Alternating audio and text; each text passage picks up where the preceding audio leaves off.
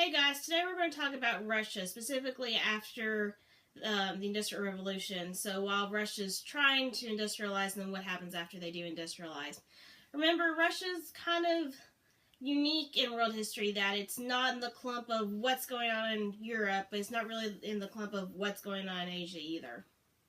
Remember, Peter the Great and Catherine the Great were trying to westernize Russia and are going to be pretty successful and are going to stay somewhat westernized. Again, remember under Catherine the Great, local people really don't have any more rights. But once people start trying to have more rights, and what's known as the December Revolt against the government, the Tsar is going to become even more conservative and is going to, institute more power and less rights for the people. We start seeing more and more evidence that Russia is falling behind Western Europe.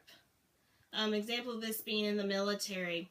They lose the Crimean War, which is a territorial war against Russia and the Ottoman Empire over the Crimean, which is kind of like a little island peninsula, not really an island, more of a peninsula, in the Mediterranean Sea.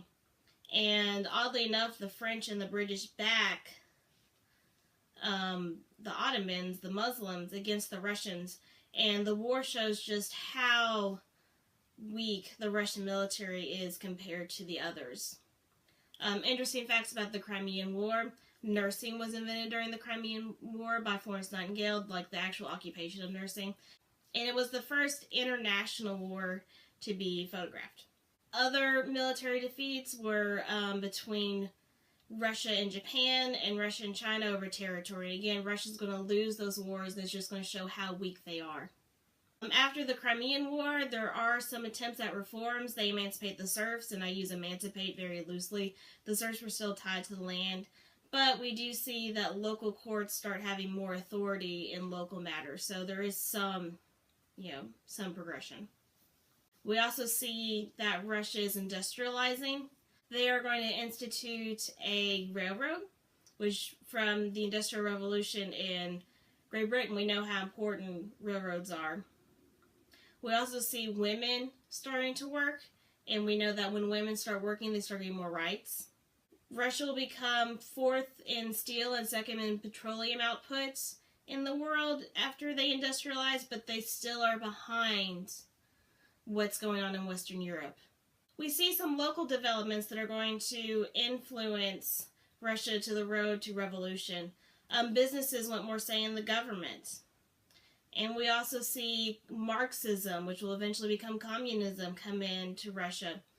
And again, that ideology of communism where, the workers rise up and have more rights is very appealing to people in industrial Russia and the serfs who, are working in terrible conditions.